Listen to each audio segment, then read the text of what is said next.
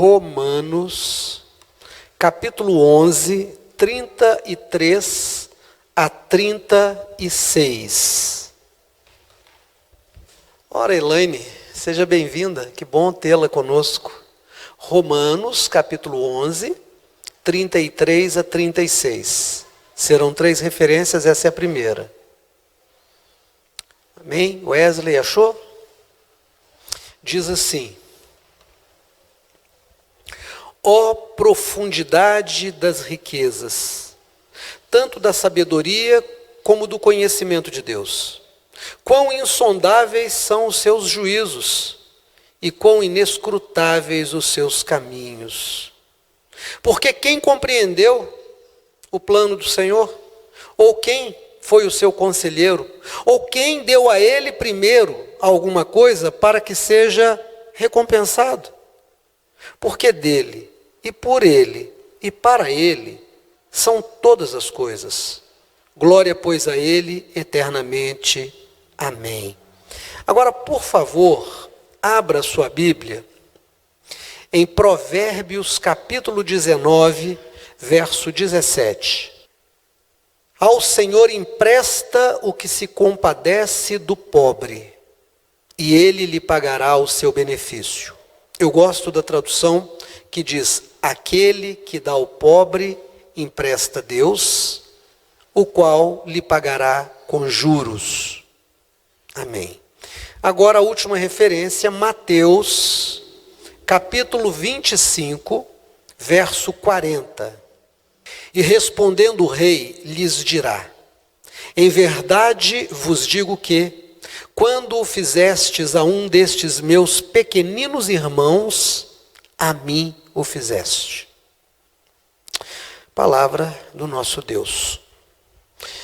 Irmãos, a pobreza, de alguma forma, ela nos foi plantada na mente como um valor de humildade. Eu tenho dito isso em algumas ocasiões.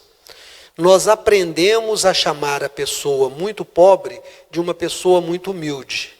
Viu como é humilde a casa daquele irmão? Uma casinha simples, telha de barro, parede de pau a pique, o chão batido, não tem nem fogão, ele é tão humilde, tem um fogãozinho de lenha. Ou então a gente diz, como é humilde aquela pessoa, né? Ela está sempre de chinelo. E às vezes a gente perde a noção de que a humildade não tem a ver com pobreza. A humildade é uma disposição da alma e um conjunto de características que compõem o nosso caráter. A humildade é um traço de caráter. E cabe no pobre e cabe no rico. Nós aprendemos também que, de alguma forma, a riqueza é ruim. Então, muitas vezes, a gente diz, não adianta ter dinheiro, né, e não ter saúde. Não adianta ser rico, né, e perder um filho. A gente quer contrapor à riqueza, né, uma tragédia, mais ou menos culpando a riqueza por enriquecer as pessoas. Mas nós precisamos pensar que a riqueza, ela só tem um ponto negativo quando ela é concentrada na mão de poucos. A riqueza deve ser produzida por todas as sociedades e distribuída a todos. O que atrapalha é quando a riqueza que muitos produzem se concentram nas mãos de poucas pessoas, construindo uma distância muito grande entre o pobre e o rico. Nós até legitimamos isso. Nós aprendemos que devemos aceitar a exploração para que nós também possamos explorar os que estão a nosso serviço. E assim a gente construiu essa ideia a ponto de ter divindades que são consideradas divindades da pobreza. O pai dos pobres, Getúlio Vargas, divinizado com esse termo pai dos pobres, porque ele trouxe para os pobres garantias trabalhistas. Há divindades que são chamadas de mãe dos pobres. Então parece que os ricos são órfãos. Não, está errado. Se nós temos hoje remédios que são eficazes contra muitas doenças, é porque houve uma riqueza patrocinando desenvolvimento e pesquisa. Se nós temos transportes cada vez mais eficientes e menos agressivos ao meio ambiente e mais acessíveis, é porque a riqueza promoveu pesquisa e produção. Se nós conseguimos, de alguma forma, deixar os nossos filhos num ponto de fazer uma faculdade, coisa que os nossos avós, os nossos pais não conseguiram, como nós temos conseguido, e espero que as novas gerações consigam ainda mais, é porque, de alguma forma, a riqueza produziu uma possibilidade de construção de escolas a meios acessíveis. Então a riqueza não é uma coisa ruim, ela é uma coisa boa. Keanu Reeves, aquele ator de Hollywood, que tem uma história de vida marcada por muitas tragédias e que acabou se tornando uma pessoa bastante humilde, que é muito comum vê-lo no metrô de Nova York, é muito comum vê-lo andar de motocicleta sem nenhuma ostentação. Certa ocasião, durante o filme Matrix, na trilogia, um deles, ele ouviu um dos auxiliares de câmera reclamando que estava para perder a casa. E naquele final de dia, aquele homem se surpreendeu com o dinheiro que estava na conta dele para pagar a hipoteca da casa que ele estava para perder. Um dos filmes que ele fez, ele abriu mão do seu pagamento em favor de toda a equipe técnica. Então, ele já tinha tanto acumulado que ele pôde fazer isso. Nós só podemos ajudar quando nós temos recursos. Quando nós temos recursos, nós produzimos recursos para os outros. Nós ajudamos.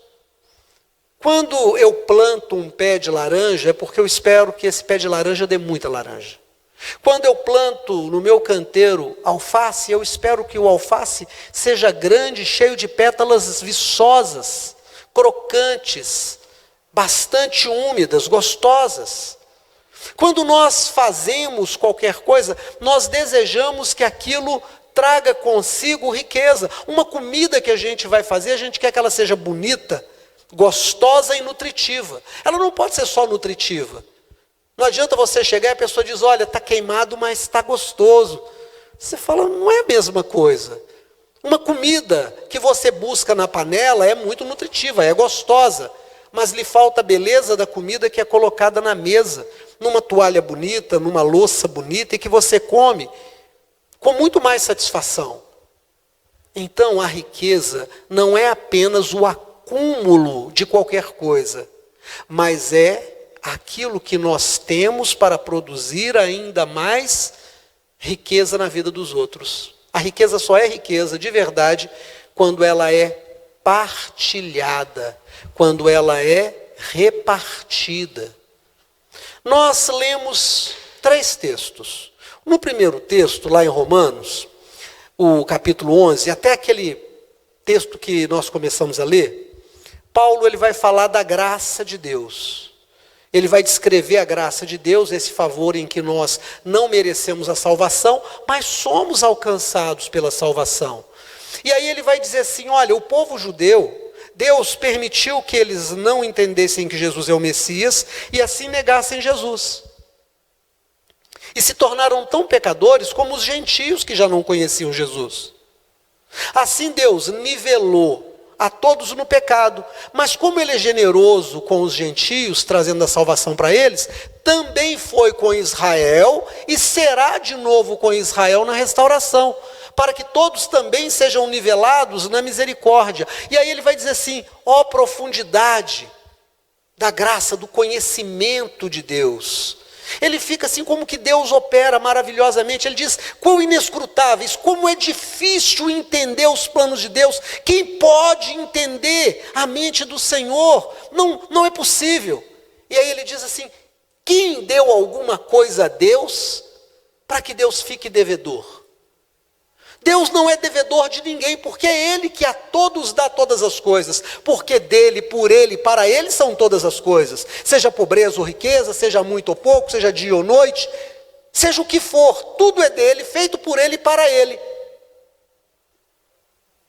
Então vamos lá, há uma afirmação de Paulo, com base também num texto do Velho Testamento, em que não há ninguém que tenha dado alguma coisa primeiro a Deus para que Deus seja devedor. Deus não é devedor de ninguém.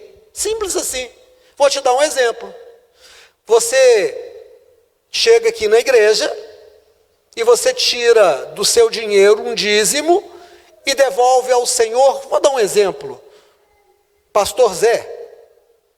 Pastor Zé, com 3 ônibus produzindo, 3 motoristas trabalhando, fazendo viagens, e no final do mês ele tira um dízimo de 70 mil reais. E aí ele vai dizer assim, poxa, eu agora tenho um poder político na igreja, minha voz é mais ouvida do que a voz do Tiago, que dá 3 mil de dízimo. E muito mais do que a do pastor Ademir, que dá 700 de dízimo. E muito mais do Mateus, que dá 20 de dízimo, e mais do que a do Orlando, que dá 5. Eu preciso ser melhor tratado. Não, irmãos. Não. Porque quando eu dizimo de alguma coisa que Deus me deu. Eu não posso virar para Deus e dizer assim, o Senhor sabe que eu sou importante nessa igreja, porque o meu dízimo é o maior dízimo dessa igreja. Deus ri e diz assim, peraí, você tirou o dízimo daquilo que eu te dei? Quem te deu primeiro fui eu, não foi você que me deu primeiro. Quando eu faço uma oferta, e, por exemplo, para o café da manhã esse mês, né, e no mês de janeiro a gente vai voltar a fazer, nós fizemos com panetones, diferente do que a gente faz todo mês com o pão doce com manteiga. O panetone é mais caro, os irmãos foram generosos, outras pessoas que não são da igreja foram generosos, doaram e ainda estão doando, e tem coisa chegando, se Deus quiser. Elas tiraram 50 reais, 30 reais, 100 reais, 300 reais e fizeram. Mas quem primeiro deu esse dinheiro a essas pessoas para que elas possam fazer a doação? Deus. Então Paulo diz assim, quem primeiro deu a Deus para que Deus seja devedor? E aí Paulo está dizendo, Deus não é devedor de ninguém. Nós fomos para o segundo texto lá em Provérbios. Provérbios é um livro de sabedoria. Assim como os Salmos e Eclesiastes, Provérbios é um livro de sabedoria. Existem pensamentos ali que se constituem princípios de sabedoria. E aí vem um que diz assim, aquele que dá ao pobre, empresta a Deus, o qual pagará com juros. Espera aí, Paulo lá no Novo Testamento disse, ninguém pode dar nada primeiro a Deus, para que lhe seja devedor, para que ele seja devedor. Mas aqui em Provérbios diz assim, ninguém dá primeiro, mas pode dar a Deus alguma coisa, que faz Deus um devedor. Quando você dá ao pobre, quando você ajuda o necessitado, quando o seu coração se compadece, e você socorre o necessitado porque você se compadeceu, Deus se torna seu devedor. E diz assim, e Deus pagará com juros. Irmãos, olha que coisa tremenda que está escrito. Tem uma declaração na palavra de Deus, em que Deus se coloca na posição de devedor e que Ele paga com juros. E se tem uma coisa que qualquer devedor não gosta, é de pagar juros. Deus, ao contrário, nesse caso, Ele quer pagar com juros. Que coisa tremenda, mas como é que nós fazemos? Às vezes a gente faz por obrigação. Todo mundo está dando alguma coisa, eu também tenho que ajudar. Eu não me compadeci, eu não senti a dor do outro, eu não estou com a paixão do outro, eu não estou sentindo a dor do outro, não me comoveu, não mexeu, eu estou fazendo porque todo mundo está fazendo, vai ficar feio se eu também não fizer, então eu vou fazer. Ou então, a gente faz por medo. Nossa, se eu não fizer, Deus vai me castigar. E aí também não é compaixão. Ou então, eu faço para que os outros vejam. Eu gosto do humor, porque o humor faz uma denúncia de situações do dia a dia. Nas piadas, as verdades são colocadas. Toda piada fala de uma verdade. Toda piada. Irmãos, e eu gosto do Mr. Bean. Vocês se lembram do Mr. Bean? O Mr. Bean, quando ele vai fazer alguma coisa, ele que parece generosidade, ele gosta de mostrar para todo mundo. Ele pega, ele mostra, ele faz, ele chama atenção para ele. É uma caricatura dessa pessoa que faz para ser ovacionada. Que pessoa maravilhosa, que pessoa tremenda, que coração bom, que generosidade. Jesus disse: não, quando a tua mão direita fizer alguma coisa boa, a esquerda nem fique sabendo. Não cante, não toque trombeta diante de você, não conte para ninguém. Faça, mas faça, fique entre você e Deus. Deus está vendo, Deus vai se agradar e Deus vai te pagar, Ele vai te recompensar. Não porque você espere a recompensa, mas porque Ele se coloca no lugar do devedor que quer pagar com juros. Então nós somos chamados a entender que a felicidade não pode ser alcançada com acúmulo de bens. Você e eu não seremos mais felizes porque nós vamos comprar um carro mais novo. O marketing de uma civilização que está produzindo em escala e que está produzindo de uma forma burra, porque produz muito e cria necessidades que não são necessidades, são meros desejos. Existe uma diferença entre uma necessidade e um desejo. Vou te dar um exemplo. Você está com uma sandália muito boa e de repente a sua sandália arrebenta, fura o solado. Você diz: eu preciso de uma sandália nova, porque esta se estragou. Tem lógica. Estragou, eu não posso usar só uma, não dá nem conserto. Então eu preciso comprar uma nova. Mas eu acabei de comprar uma nova e eu passo na frente da vitrine do BH Shopping e tem uma vitrine cheia de modelos novos de sandália que na verdade não são novos. Mudou a espessura da tira, colocaram um brilhante, aumentaram o solado um pouquinho e disseram que é nova.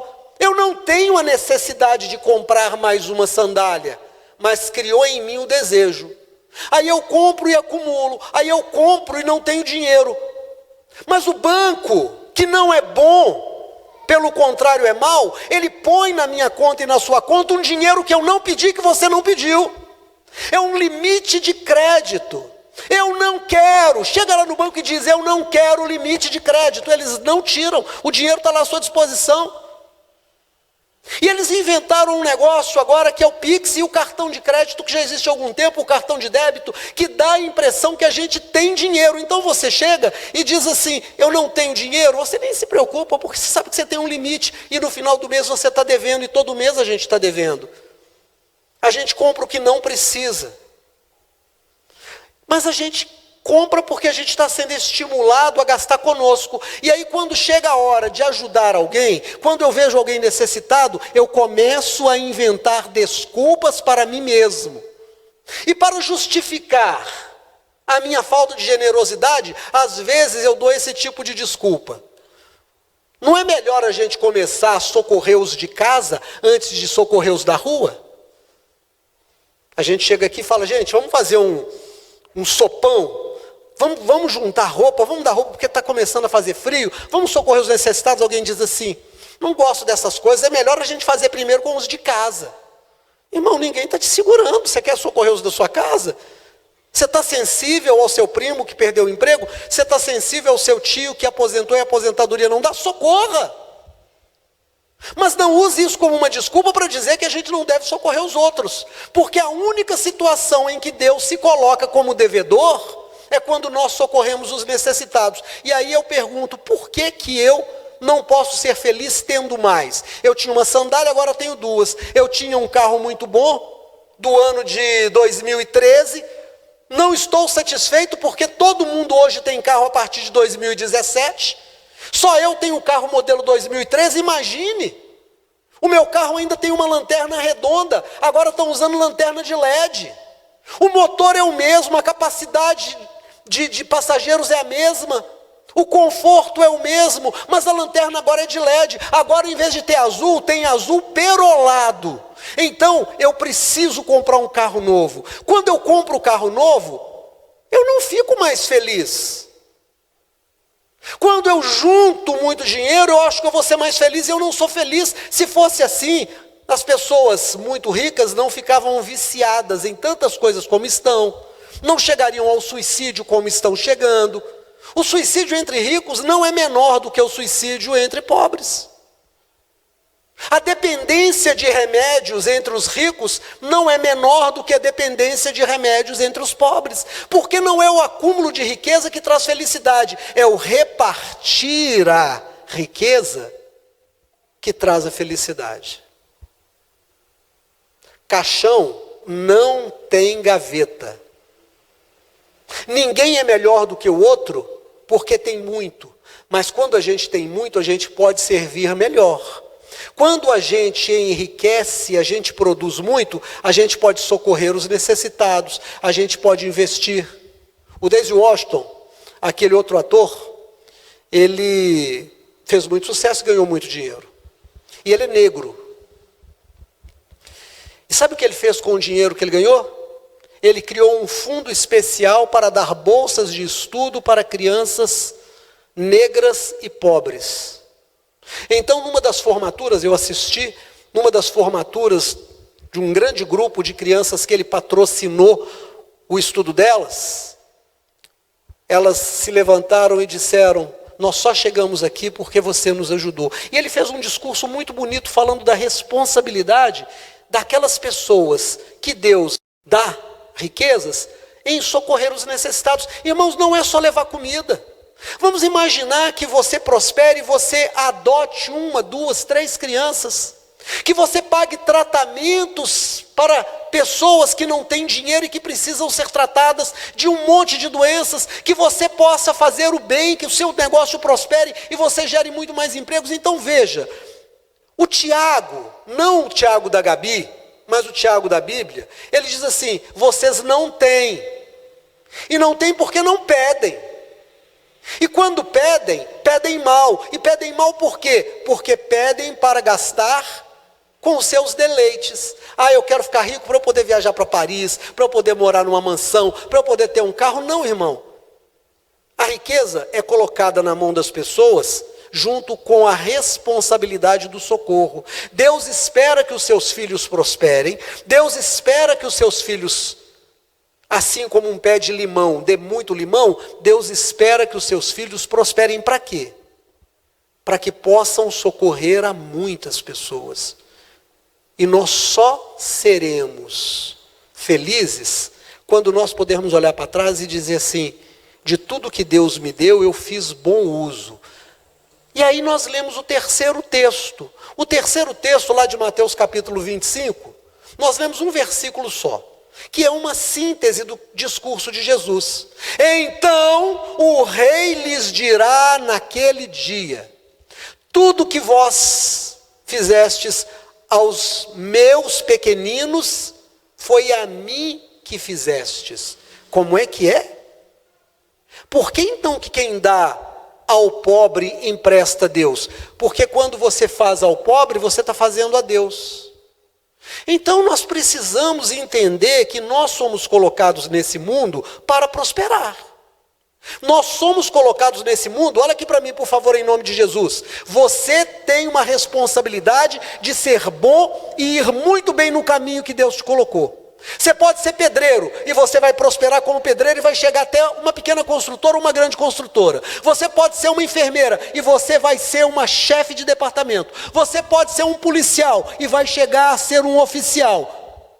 Você pode ser uma costureira e vai ter um ateliê. Você pode ser um artista e vai ser famoso. Você pode ser político e vai ser influente. Porque na sua prosperidade, a bênção se multiplicará para muitas pessoas. O que você não pode fazer é se tornar um egoísta e avarento. O que você não pode fazer é se tornar uma pessoa que não reparte, mas que acumula.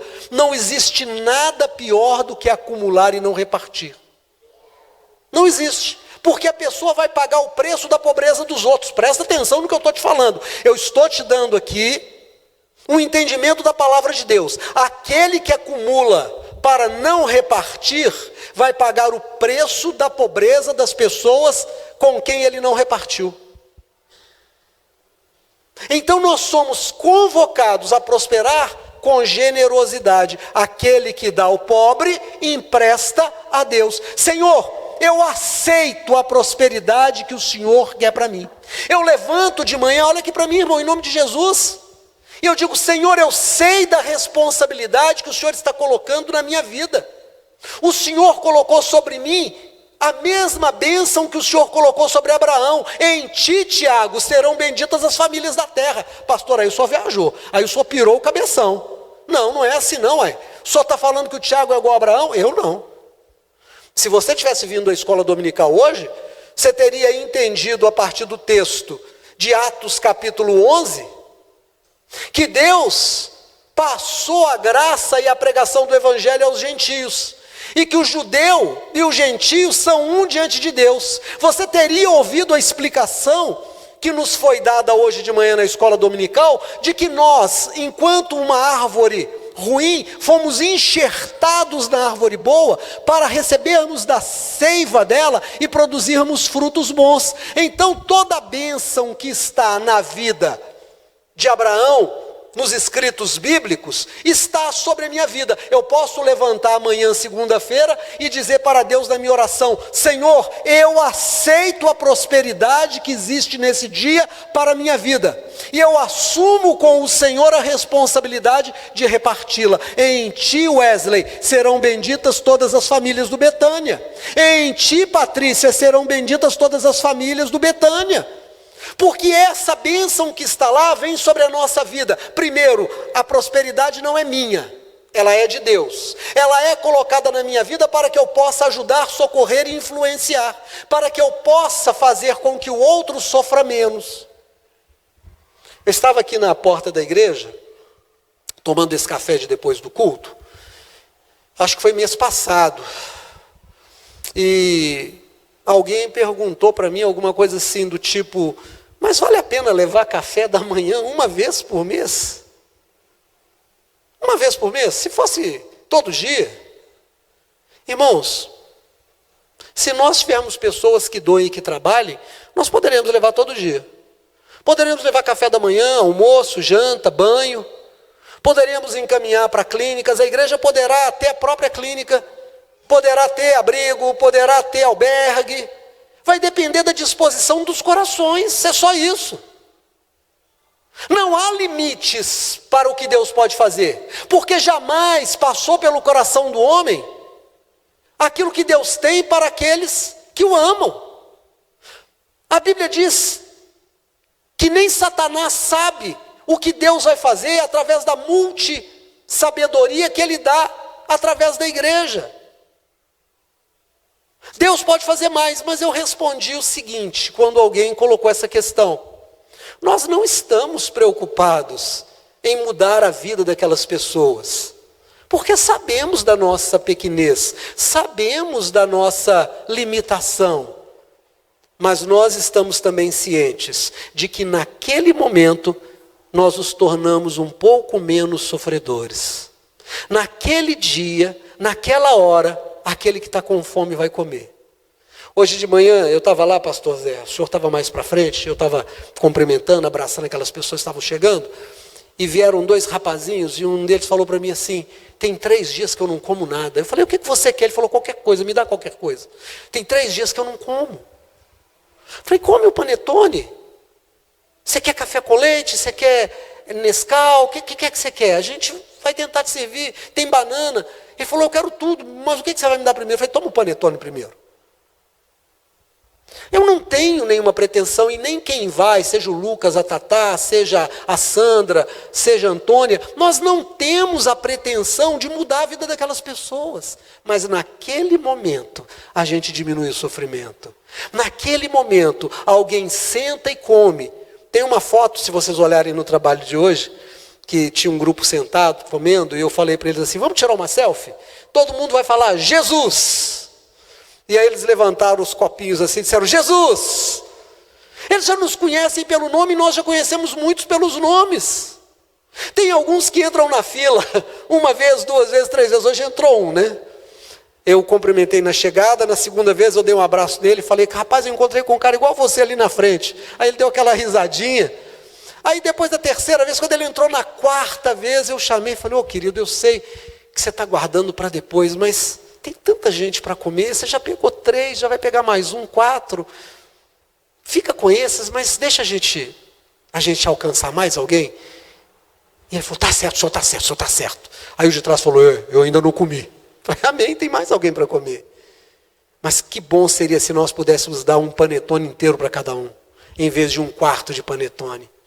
Como seria bom se a gente pudesse levar muito mais. Mas sabe quando é que nós vamos poder levar mais? Quando você aceitar a riqueza que Deus quer te dar. Quando você aceitar a responsabilidade que virá com ela. Não queira prosperidade para você gastar com você. Eu vou te falar uma coisa: você vai ser muito feliz e vai ter o melhor dessa terra com o que vai sobrar para você. Deus vai pôr riqueza na sua mão, você vai gastar com os outros, e daquilo que sobrar, você vai ter muito mais do que você imaginou. As pessoas vão dizer assim: como é que você consegue? E você vai dizer: eu fico com o resto, eu só estou ajudando aqueles que são filhos de Deus, porque Ele disse nessa palavra, e eu não estou inventando, você leu junto comigo, em Mateus capítulo 25, verso 40, todas as vezes que vocês fizerem ao menorzinho dos meus, é a mim que vocês estão fazendo. Meu irmão, essa é a chave da prosperidade. Aquele que dá ao pobre, empresta a Deus. Pastor, então hoje eu vou dar muito porque eu vou ganhar muito. Pronto, perdeu a sua bênção. Porque desde o começo eu estou falando que não é um negócio, não é uma troca com Deus. Eu vou dar aqui, vou receber muito ali. Isso é avareza. Eu estou te dizendo que Deus te colocou no mundo para você prosperar e abençoar os demais. Abraão, sai da tua terra. De ti farei uma grande nação. Os que te abençoarem, eu abençoarei. Os que te amaldiçoarem, eu amaldiçoarei. Eu serei contigo e ninguém vai poder contigo. E em ti serão benditas todas as famílias da terra.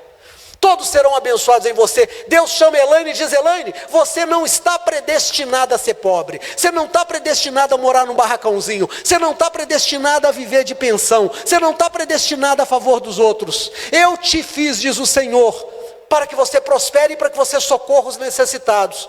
E quanto mais você socorrer os necessitados e mais você amar a obra do Senhor, mais Deus vai te abençoar. O que sobra te dá uma vida tão regalada que você diz: meu Deus, eu não sei o que eu faço com isso, porque eu tenho muito mais do que eu já desejei, do que eu precisei. Como? Servindo aos outros. Porque aquele que dá ao pobre, o que acontece com quem dá ao pobre, irmão?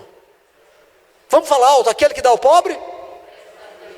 Poxa, já pensou se hoje eu tivesse, Mateus, você que está filmando aí, já pensou se hoje eu tivesse como meu credor o Bill Gates? Já pensou se eu tivesse como meu credor o dono do Banco Itaú? Já pensou se eu tivesse como meu credor uma pessoa dessas? Se eu tivesse um cheque em branco e a pessoa dissesse: Ademir, eu estou te devendo muito, eu não sei nem fazer a conta. Pega o cheque que eu estou te dando em branco e anota aí. Irmãos, eu fiz um serviço para uma advogada e ela é minha paciente. E ela estava precisando de um móvel de marcenaria e estava difícil de achar, está difícil achar profissional. E eu falei para ela: eu faço para você. E aí fiz, o acordo com ela, que ia fazer o serviço para ela, muito urgente, falou: eu estou com muita pressa, eu tenho que fazer umas filmagens, eu preciso desse móvel. E eu falei: bom, então eu vou te dar a lista do material, e você compra o material, eu vou combinar lá na oficina, o aluguel do espaço, das máquinas, e vou lá, faço e te entrego, não tem nenhum problema. Aí ela falou: Ademir, eu tenho uma audiência, eu não vou poder sair para comprar isso, eu preciso muito. Vamos fazer uma coisa? Passa lá em casa e pega o cartão. Pega o cartão, você já me deu o valor, tantos milhares de reais, e você compra o material e já cobra tudo que tem que cobrar no cartão e está tudo bem. Passei lá, peguei o cartão, me passou a senha, não ela, a mãe dela que me entregou, e eu saí para fazer. Comprei, passei lá onde precisava fazer, mas quando eu passei o cartão da última vez, a pessoa que pegou olhou e falou assim, mas é um cartão black, é um cartão black, ela te deu o cartão e a senha? Irmão, que coisa interessante, não é? Aquela pessoa ficou assim, cartão black com a senha, e ela não pôs limite, você pode gastar o que precisar para fazer isso aí? Eu falei, Fiz os pagamentos, peguei o cartão, voltei lá e entreguei. Deixei com quem ela mandou deixar. Mas que interessante, quando você pega esse versículo aqui, é mais do que um cartão black, aquele que dá ao pobre empresta a Deus, o qual pagará com juro. Deus coloca um cartão na tua mão e diz, investe na minha obra, porque eu te levantei para você abençoar os outros. Aí você começa a dizer, Deus, como é que eu vou te servir? Irmão, a gente serve a Deus servindo aos outros. Levanta amanhã de manhã e diz, Deus, eu aceito o destino que o Senhor me deu. E eu estou nessa terra para abençoar os outros. Pode contar comigo. Eu quero socorrer o que está com frio. Eu quero socorrer o necessitado. Eu quero socorrer o que está com fome. Eu quero socorrer o que está preso. Eu quero socorrer o que está no hospital. Eu quero socorrer o órfão. Eu quero socorrer o pobre que precisa estudar. Senhor, me dá competência. Me dá mais do que a competência. Abre as portas diante de mim. Pode contar comigo. E o dia que o Senhor me chamar, eu não vou ficar nem um pouquinho preocupado com o que eu vou deixar nessa terra, porque eu vou saber que eu usei muito bem tudo que o Senhor pôs nas minhas mãos. Irmãos, esse é o Evangelho de Jesus. Esse é o Evangelho da salvação. Nós não somos salvos só porque aceitamos Jesus. Nós somos chamados a servir porque nós aceitamos Jesus. Vamos ficar de pé em nome de Jesus?